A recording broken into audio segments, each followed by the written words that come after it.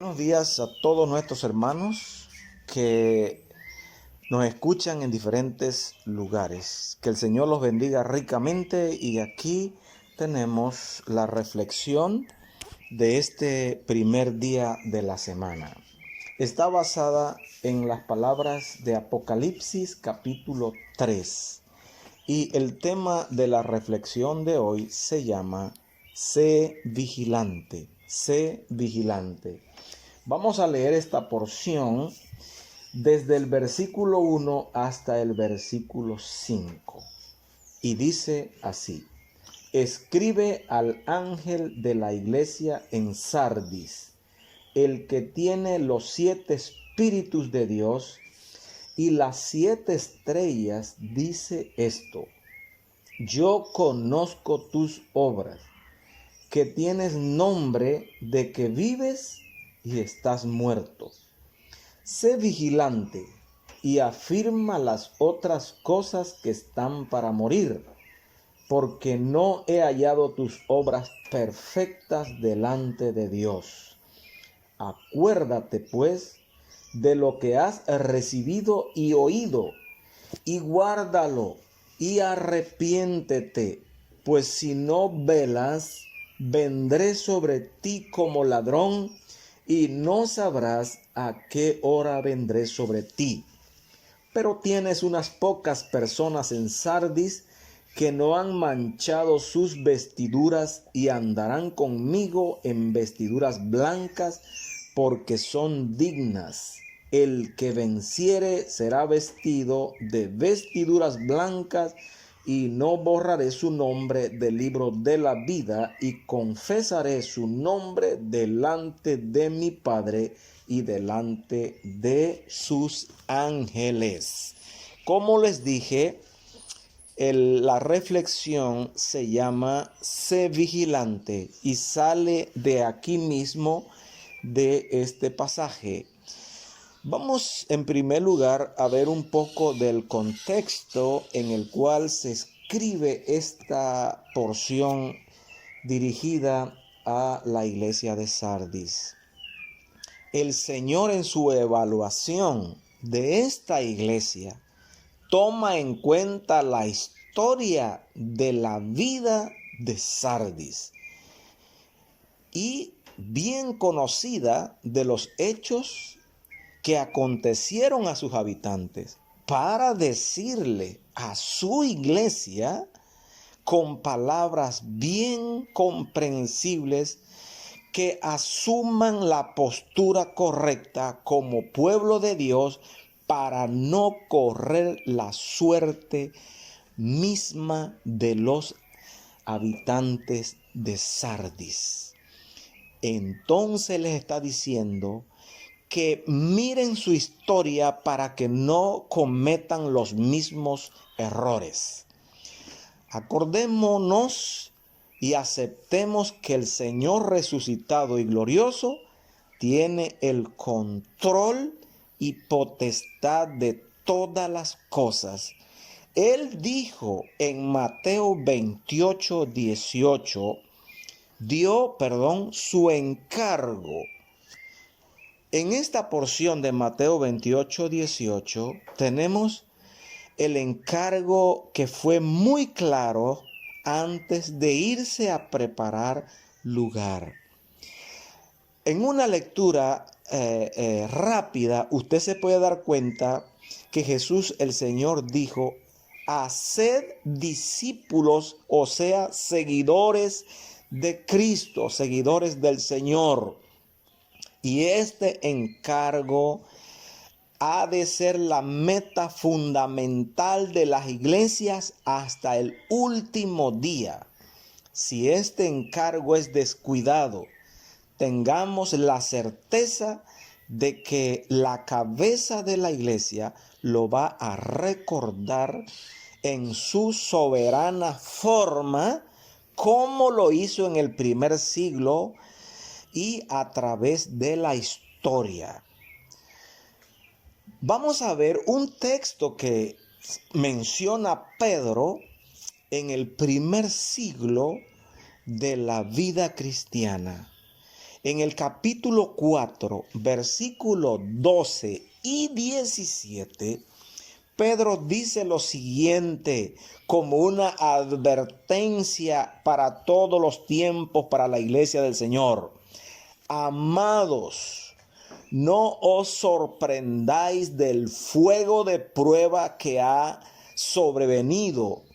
ha sobrevenido, como si alguna cosa extraña os ha sobrevenido. Porque el versículo 17 dice, porque es tiempo que el juicio empiece por la casa de Dios.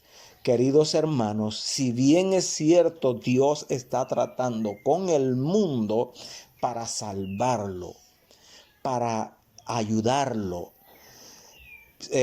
su principal interés es con su iglesia. Y como dice Pedro, no nos debe sorprender el fuego de prueba que vendrá como algo extraño. El Señor ha permitido esta crisis de esta pandemia porque Él está tratando con el mundo entero, pero también en primer lugar está tratando con su iglesia, como lo dice Pedro. Yo sinceramente creo que esta sacudida que el Señor ha hecho en estos días tiene como objetivo recordarle a su iglesia que no se descuide, que sea vigilante y se mantenga firme. Así lo dijo el apóstol Pablo en el capítulo 4 de Filipenses, versículo 1. Filipenses 4:1. Por favor, si tiene su Biblia a mano, subráyelo para que usted se dé cuenta del llamado de Dios a su iglesia, porque está escribiendo a su iglesia. Dice allí: así que, hermanos míos, amados y deseados, gozo y corona mía, estad así firmes. Amados, estad así firmes en el Señor. Esta pandemia ha tomado a muchos creyentes, incluyéndome a mí, porque tenemos que ser honestos, nos ha tomado con síntomas de debilidades espirituales, el temor, la ansiedad, la preocupación, el nerviosismo, la perturbación, el insomnio y cualquier otra manifestación no es otra cosa que la falta de confianza y de firmeza en ese Dios todopoderoso, en ese Dios que nos ha dicho que debemos estar firmes en el Señor. ¿En qué radica, digamos, lo contrario de firmeza? Pues el Señor se lo dice a la iglesia de Sardis. Sardis estaba confiada. En este pasaje que leímos de Apocalipsis, usted puede ver que en Sardis era una ciudad que vivía muy confiada. ¿Y de dónde provenía su confianza? La historia atestigua que era privilegiada en su posición geográfica. Sardis estaba rodeada de acantilados y era inconquistable. Tenía una puerta o un acceso de entrada y un acceso de salida controlado y vigilado. Se habían hecho muchos intentos fallidos para conquistarla, pero fallaron. Fallaron en algo que el Señor se los recuerda como parte de la historia. Ellos montaban una guardia de manera permanente y continua en la entrada y en la salida de la ciudad. Y esto a los habitantes le daba mucha seguridad y confianza. Pero este fue en efecto el talón de Aquiles, porque los vigilantes fallaron en 2 periodos de la historia y Sardis fue conquistada. Por eso el Señor le dice aquí a la iglesia, a usted y a mí, tomando como ejemplo la historia de la confianza de la ciudad de Sardis, que se creía inconquistable, imperturbable. El Señor le dice en el versículo 2, sé vigilante.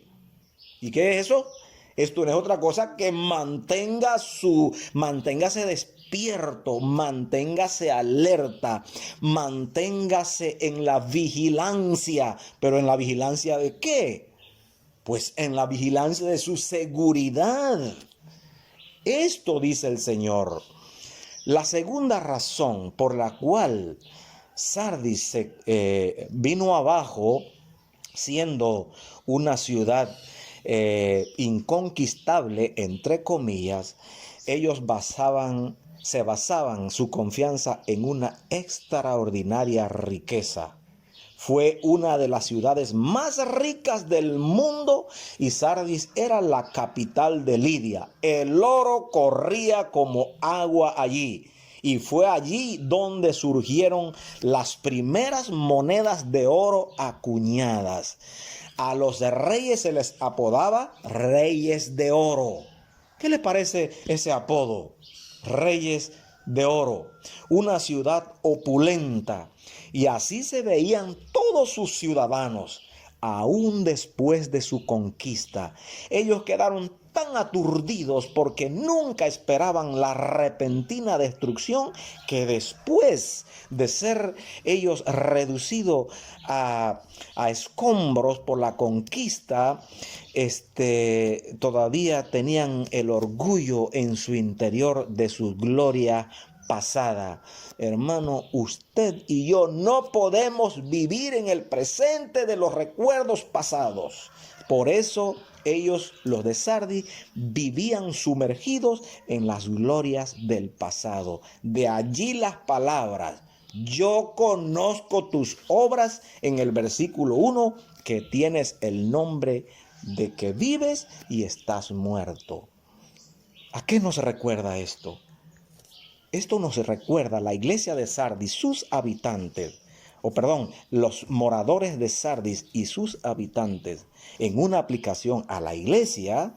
En el primer siglo, la iglesia del Señor Jesucristo les recuerda que se habían esperanzado con mucho, que la iglesia había empezado con mucho fervor y celo su vida con Cristo. Y esto en efecto era su mayor riqueza, la riqueza de un seguidor. Pero muchos, al igual que ellos, nos vamos descuidando y apagando hasta convertirnos hasta convertir la vida cristiana en un frustrante deber, cuando debe ser nuestro sumo placer. Al final solo se queda el nombre de que vive. Usted ha encontrado en la calle a muchas personas y usted tal vez tiene un contacto evangelístico con ellos, y muchos le salen a usted con la idea y el pensamiento: yo era cristiano, yo fui pastor, yo fui miembro de la escuela dominical, yo fui miembro de los maestros, yo soy hijo de cristiano. Sí, pero el pasado no me condiciona a mí para mi relación presente, que Dios quiere que sea una relación viva y una relación muy activa. Así que era un estado de muerte vivir de las glorias pasadas. El Señor le dice a su iglesia en Sardis, ahora en una aplicación: sé vigilante. Qué amable el Señor Jesús, que no solo pone el dedo para sacar la pus, sino que muestra el camino para restablecer una relación viva. No nos descuidemos en ningún momento. Sé vigilante. ¿Qué vamos a vigilar constantemente? A otros. Hay cristianos que están vigilando cómo viven otros. Están vigilándolos para criticar a los demás y para fijarnos en otros. A eso no nos manda el Señor, claro que no. ¿A qué hace referencia el Señor cuando dice sé vigilante? Sé vigilante de tu propia relación diaria con el Señor, como lo dijo en Efesios 6:10 a través de Pablo. Fortaleceos en el Señor y en el poder de su fuerza. El Señor también dijo en Hebreos 12:2, que tú recuerdas bien, puesto los ojos en Jesús, autor y consumador de nuestra fe. En segundo lugar, el Señor le dice a la iglesia en Sardis, y estas palabras están en el versículo 2. Afirma las otras cosas que están para morir. Afirma las cosas que están para morir. En su amor, el Señor nos llama a retomar no cosas nuevas o diferentes, sino las que su palabra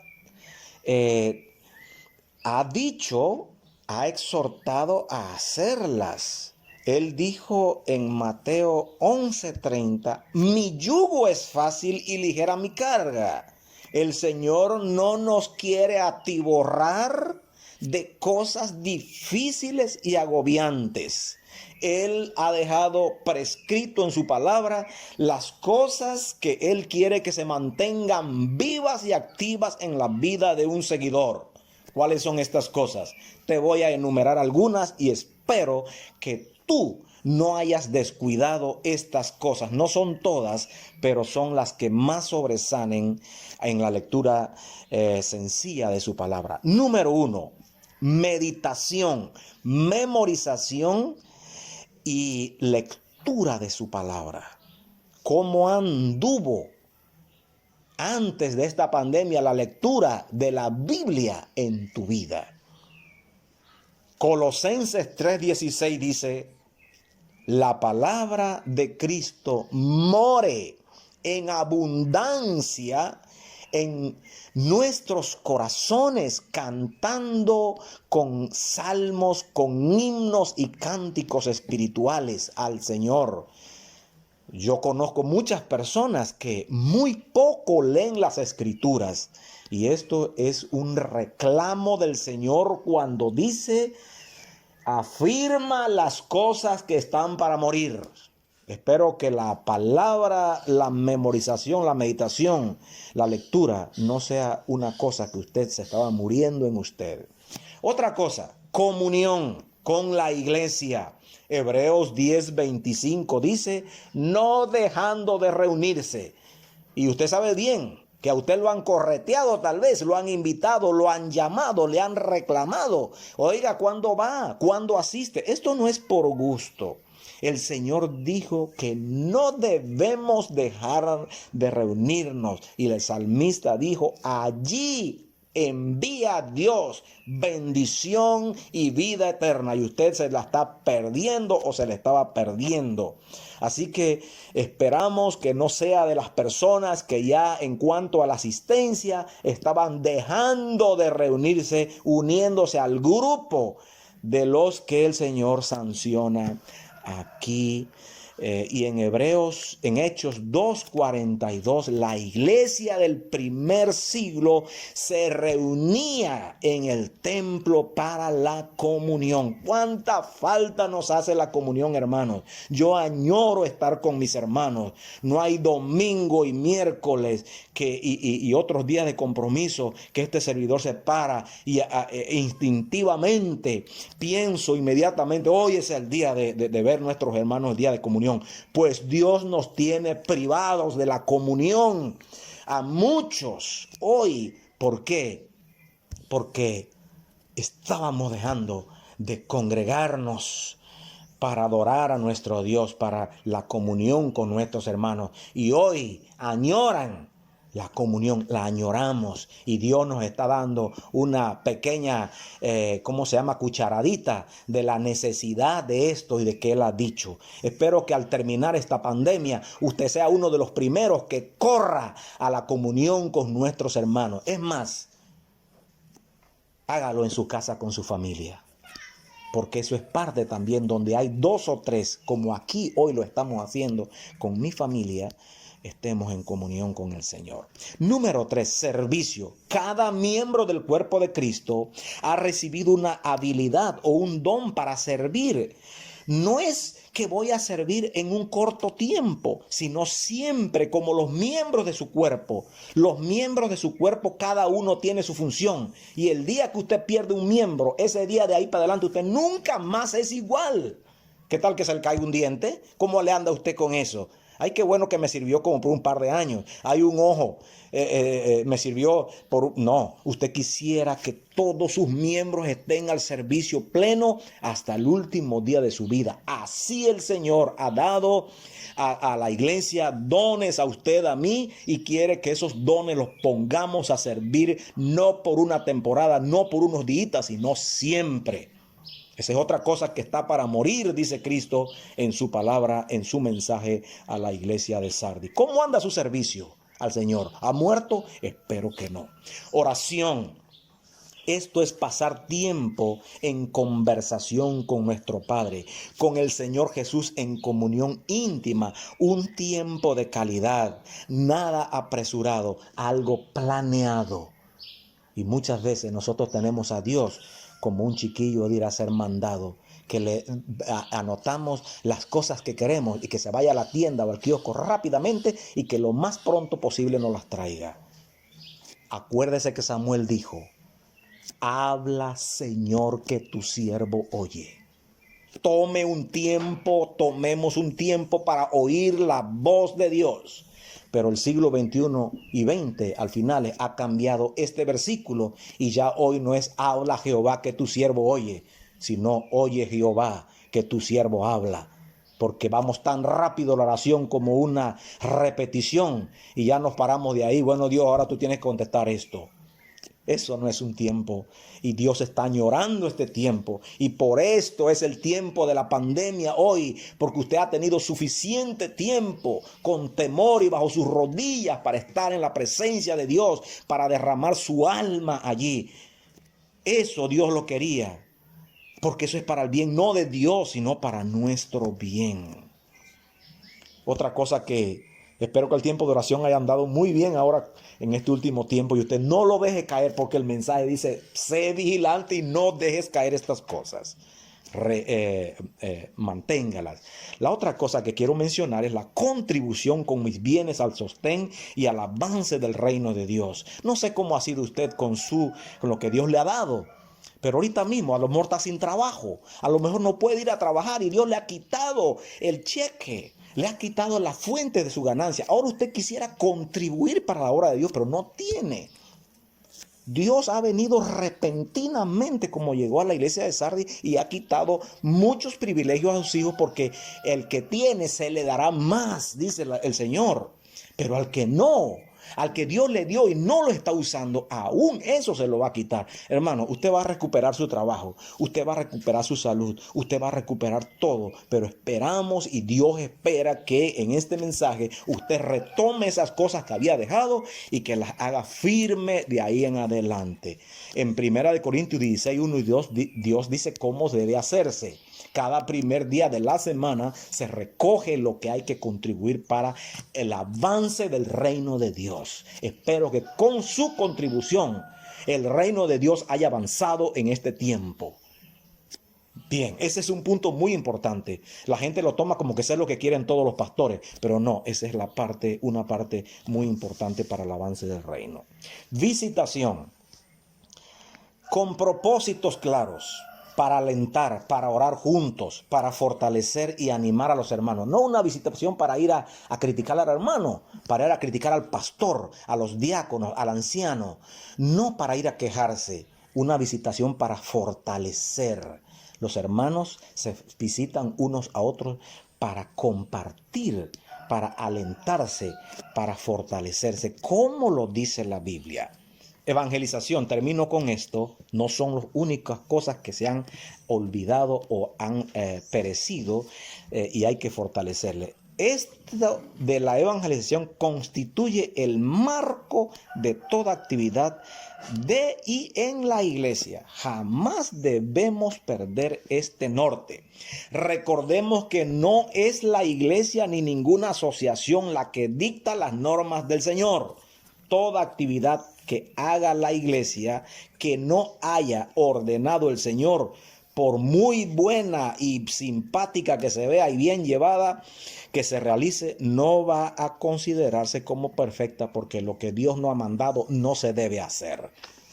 Eso debe ser un punto muy claro, porque en la iglesia se estaban dando y se están dando, ya no tal vez una clase de show, que la gente iba a regocijarse ahí, y era un show que hay que presentar y mantener con mucha pintura, mientras más bonito y atractivo mejor. Eso no es lo que Dios nos mandó a hacer. Pablo le dice a la iglesia, a mí no me mandó Dios ni a bautizar, sino a predicar el evangelio a Cristo y a este crucificado. No hagamos lo que Dios no nos ha mandado, hagamos lo que sí Él nos ha mandado. Entonces, hagamos lo que está escrito en su palabra. En el versículo 3 dice, acuérdate pues de lo que has recibido y oído. Eso es la palabra de Dios. Dios le dijo a Juan, el que ponga de más o el que quite va a tener problemas conmigo. No va a haber nuevas revelaciones, hermanos. Dios no se le olvidó algo y dice, ahora se lo voy a decir al fulano de tal, después de 20 siglos, para que se haga como muchos falsos están hoy proponiendo, que es revelación última de Dios. Apocalipsis 22, 19. Llamado a guardar como un tesoro lo que el Señor nos ha mandado en su palabra. Dice ahí al final, sé vigilante y afirma las otras cosas que están para morir, porque no he hallado tus obras perfectas delante de Dios. Acuérdate pues de lo que has recibido y oído. Hermano, eso que usted ha recibido en su palabra desde mucho tiempo y ha oído, guárdelo. Y dice aquí, arrepiéntase, arrepintámonos, dice, pues si no velas, vendré sobre ti como ladrón, y no sabrás a qué hora vendré sobre ti. Qué triste, porque hay que guardar las cosas que Dios nos ha dicho, arrepentirnos de haber descuidado estas cosas y afirmarlas en la vida. Este es un verdadero arrepentimiento. Cuando usted se arrepiente, usted le da la cara a lo que mal que estaba haciendo y le da la cara a Dios, que le está diciendo las cosas que Él ha dicho que hay que hacer. Sé vigilante, no descuidado. Y finalmente, así como esta pandemia,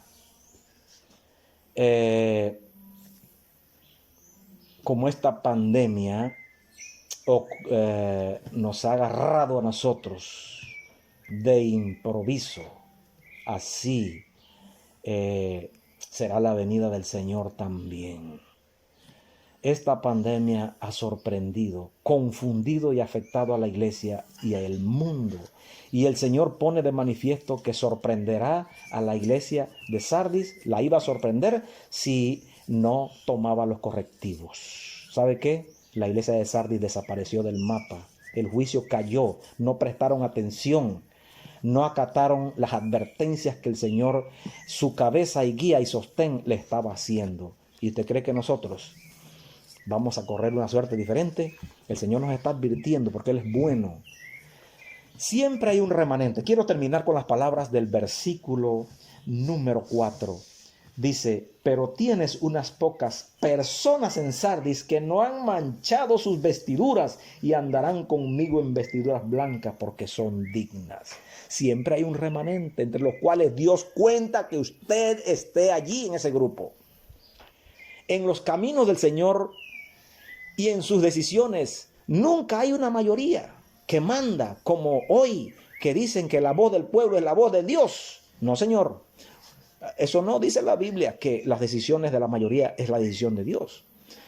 Unámonos a este remanente, mantengámonos limpios por honor al Señor, nuestras vidas, nuestros testimonios. Dios trabaja con un remanente. Del mundo antiguo de Génesis capítulo 7 y 8, 8 personas se salvaron. 12 espías envió Dios a reconocer la tierra, todos ellos príncipes, y 2 pasaron la tierra prometida. Los demás fueron... no entraron, fueron reprobados. Jesús dijo que muchos eran los llamados, pocos los escogidos. ¿Cuántas personas no recibieron el llamado de Jesús? Y 12 apóstoles fueron escogidos. Con Gedeón habían miles de hombres fieros, armados hasta los dientes para pelear. Y Dios dijo, 300 son los que van a ir. 10 leprosos estaban contaminados con esa enfermedad incurable. Uno regresó para dar la gloria a Dios y este fue salvo. Así que no es la mayoría, hermano. Y Dios espera, quiere, considera, dice que usted debe estar entre estos. Y yo lo animo que usted se ponga las pilas como yo, juntos, y estemos firmes, como dice la Escritura aquí. Yo quiero terminar con los síntomas de una iglesia o de un creyente moribundo. Síntomas de un creyente moribundo o de una iglesia moribunda. Número 1, estar satisfecho y descansar en los logros del pasado. Número 2, estar más preocupado en las formas que en la realidad espiritual. Estar más preocupado en las formas, cómo vivo, cómo visto, cómo qué sé yo, que en la realidad de mi vida espiritual. 3, estar más centrados en solucionar problemas sociales que en entender las necesidades espirituales por medio del Señor Jesucristo. Hay gente que está más ocupada en atender los asuntos sociales que en la verdadera necesidad que es la vida eterna. 4, tener más interés por las cosas materiales que por las espirituales. Y en eso habíamos caído todos nosotros, mucho. 5, estar más atentos a los que los hombres piensan de nosotros que en lo que Dios piensa. Mucha gente no quiere quedar bien con Dios.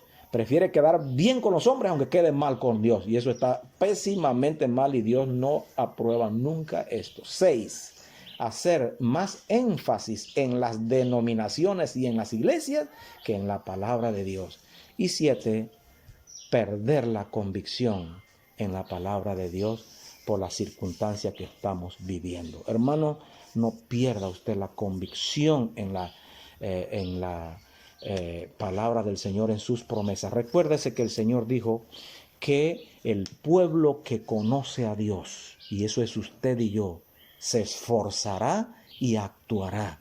Y Filipenses 4, 6 dice, 5 hasta el 7 dice allí el Señor, el que empezó en nosotros la buena obra, la va a perfeccionar.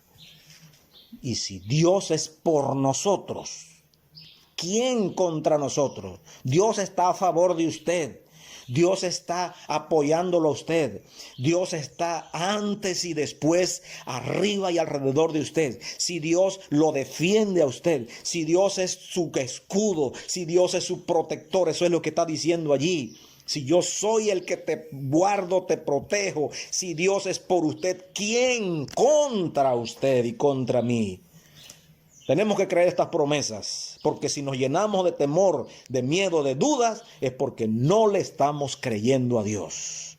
El concepto que tengamos nosotros de Dios es el concepto que da la verdadera firmeza espiritual. Que Dios nos bendiga en este primer día de la semana y que esta semana la enfrentemos agarrados de la mano de Dios, atendiendo a sus promesas y siendo vigilante de cada una de las cosas que Él nos ha mandado, porque su yugo es fácil y ligera su carga, y hallaréis descanso para nuestras almas. Que Dios lo bendiga, hermano.